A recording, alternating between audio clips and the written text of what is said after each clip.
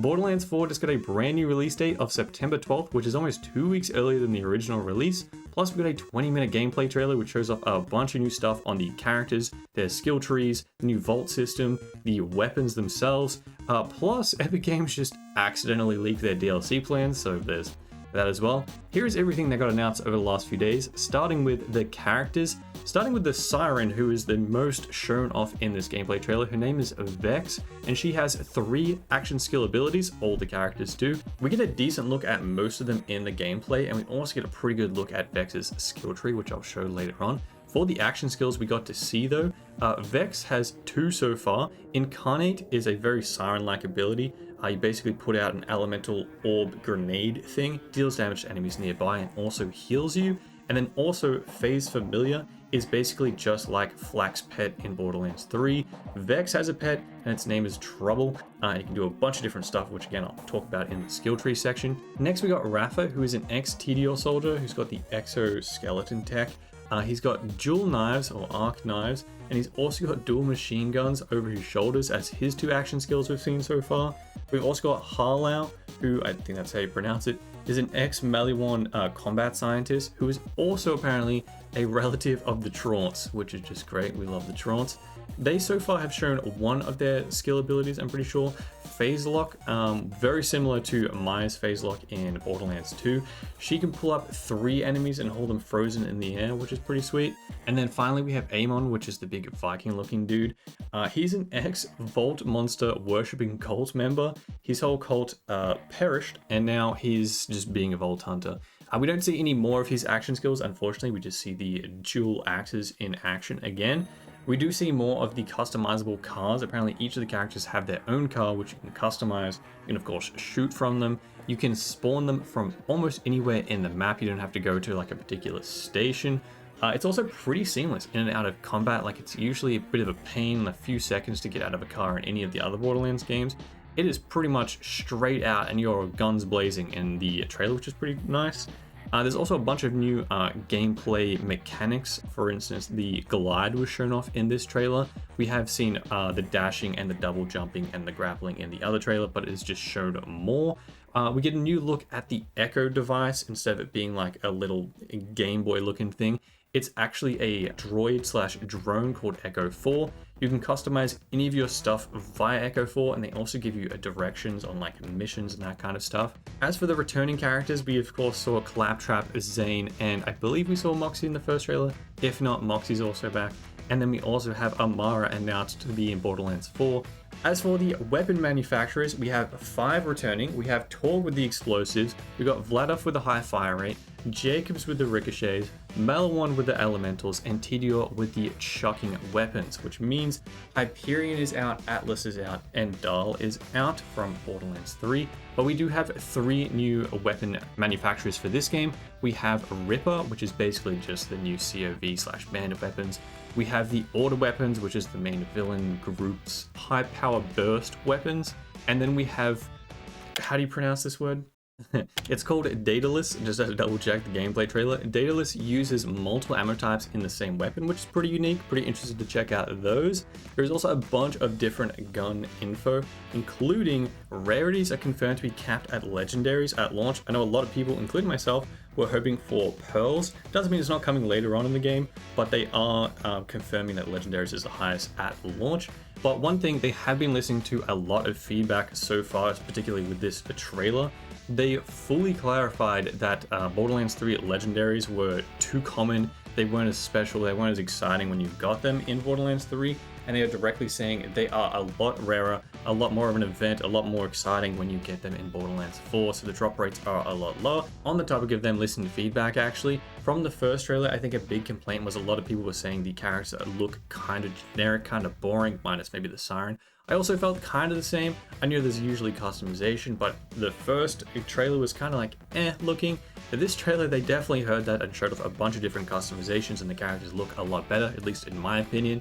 Another big thing, boss farming no longer requires save and quit. There is a replay the entire mission, or respawn a boss, or respawn a dungeon option within the game without having to log back out from the menu and back in. which is huge and one of the biggest pain points of all the previous Borderlands games. So glad to see that finally in there. There is also full crossplay at launch, so you can play with anybody on any platform, as well as split screen for couch gamers. And you can also change your difficulty from the host. Say if the host is on hard difficulty, you can play on easy difficulty if you want, and you get your own separate loot, which is sweet. And again, another big thing that a lot of people wanted. They're also going to be at PAX East on May 9th, and they said they're going to be talking about feedback from the community from the gameplay trailer, which is exciting. It's also very soon. It's only a week away. I know a lot of people are saying from this trailer they're not a fan of the UI and the inventory and a lack of minimap. It's gone back to the compass at the top of the screen like they had in, I think it was just Borderlands 1. Me personally, the only thing that I saw in the trailer that I was like, what is that? Was the enemy health bar being locked in the center of the screen. Not a big fan of that, but again, small changes that are pretty easily fixable by launch, or even just after launch. Also not that big of a problem either. It's just kind of like I'm not a big fan of that. Back to guns though, there are 3 new systems. We are getting rid of artifacts, and by we I mean Gearbox. I have nothing to do with it. Enhancements are the new replacements for artifacts. They basically do the same thing by little buffs to like your gun damage or your fire rate, reload speed perhaps. There's also a new weapon part system built into the weapons themselves, which is very interesting. Keen to see how it's going to work with like farming legendaries. So for instance, if you get a legendary assault rifle, it can come with 4 different weapon parts from different manufacturers. For instance, on an assault rifle, you could get a Torgue barrel, you could get a flat-off grip, you could have a Jacobs, I don't know, magazine.